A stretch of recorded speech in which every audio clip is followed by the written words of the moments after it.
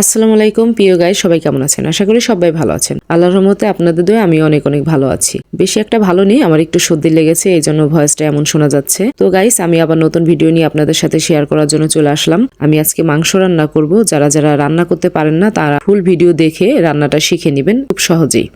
প্রথমে দেখে নিলেন যে আমি মরিচ পেঁয়াজটা কেটে সুন্দর করে ধুয়ে রেখেছি। তারপরে কড়ার মধ্যে কিন্তু তেল দিয়ে, কড়াইটা আগে গরম করে তেল দিয়ে তারপর মরিচ পেঁয়াজটা সুন্দর করে লাল লাল ভাজা করেছি। তারপরে কিন্তু মশলা দিয়ে দিচ্ছি একের পরে। আপনারা দেখতেই পাচ্ছেন, প্রথমে কিন্তু 1 টেবিল চামচ ধনিয়ার গুঁড়া, হলুদের গুঁড়া, মরিচের গুঁড়া, জিরার গুঁড়া, এগুলো কিন্তু আমি আগে গুঁড়া করে রেখেছিলাম, সেই গুঁড়াগুলো আমি দিয়ে দিয়েছি। তারপর লবণ দিয়ে নিব। তারপর মশলা যে একটা পানি থেকে সে পানিটাও আমি দিয়ে দিয়েছি। মশলাটা সুন্দরভাবে কষাবো, ভুনা করব মাংসটা দিয়ে। মাংসটাও কিন্তু আমি ধুয়ে রেখেছিলাম। তারপর সবকিছু হাতের কাছে রেডি করে রেখেছিলাম আগে থেকেই। আপনারা ওইভাবে চাইলে, যদি যারা ভিডিও করতে চান তারা কিন্তু চাইলে আগে থেকে সবকিছু রেডি করে হাতের কাছে রাখতে পারেন। তারপরে একটু করে ভিডিও করে পরে কিন্তু এটা এডিট করে তারপরে আপলোড দিতে পারেন। তো আমি কিন্তু এইভাবেই করি। ক্যামেরার বাইরে কিন্তু অনেক সময় লাগে ক্যামেরার বাইরে, তবে সবকিছু কিন্তু ক্যামেরার সামনে দেখানো সম্ভব না। তো সুন্দরভাবে আমার মাংসটা কষানো হয়ে গেছে। কিভাবে পানি দিয়ে সেদ্ধ করলাম, কিভাবে রান্না করলাম, সবকিছুই আপনাদের এই ভিডিওতে শেয়ার করলাম। তো আপনারা দেখতেই পারলেন যে অনেক সুন্দর করে কিন্তু মাংসটা রান্না করলাম। কালারটাও কিন্তু সেই হয়েছে। আর আমি ঝাল ছাড়া তো একেবারেই খেতে পারি না। যারা ঝাল কম খান তারা কিন্তু মরিচের গুঁড়া একটু কম দিবেন। আর আমি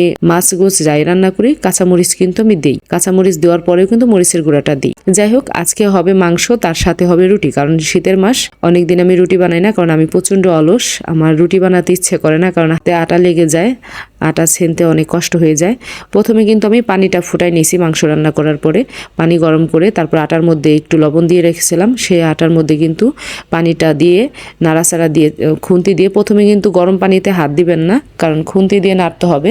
যখন একটু ঠান্ডা হবে তখন আপনারা হাত দিয়ে আটাটা সুন্দর করে আপনারা ছেনে নেবেন, আটা মাখাই নেবেন। আটা মাখানোর পরে আমার মতো ফিরা বেলন নিয়ে রুটিটা সুন্দর করে বেলবেন। তো অনেকে কিন্তু রুটি বানাতে পারে না, যারা পারে না তাদের কাছে অনেক কঠিন ব্যাপারটা। আবার যারা পারে তাদের কাছে খুবই সহজ। তো আমিও অনেক কষ্ট করে রুটি বানানো শিখছি। তো মোটামুটি এখন আমার রুটিটা এখন গোল হয়, আগে বাঁকাতারা হতো, এখন সুন্দরভাবে রুটিটা ফুলে। তো অনেকে রুটি কিন্তু আবার ফুলাইতেও পারে না। আমি আবার শক্ত রুটি খাইতেও পারি না। পানিটা বেশি করে গরম করে নিবেন, তাহলে কিন্তু রুটি নরম হবে। আর পানিটা গরম বেশি না হলে কিন্তু রুটি তেমন ফুলবে না, আর নরমও হবে না, শক্ত হবে। যাই হোক, সুন্দরভাবে আমি রুটি বানাইলাম। তো আজকে আমরা রাতে পরিবেশন করব মাংস দিয়ে রুটি। শীতের মাসে কিন্তু মাংস দিয়ে রুটি খেতে খুবই মজা লাগে। আমি কিন্তু প্রায় এরকম বাসায় এরকম করে রান্না করে খাই। তো যারা পারেন না, আমার কাছ থেকে কিন্তু শিখে নিতে পারেন, আমার এই ভিডিও দেখে কিন্তু শিখে নিতে পারেন। তো আপনারাও ট্রাই করতে পারবেন বাসায়, মাংসের সাথে রুটি দিয়ে টেস্ট করতে পারবেন।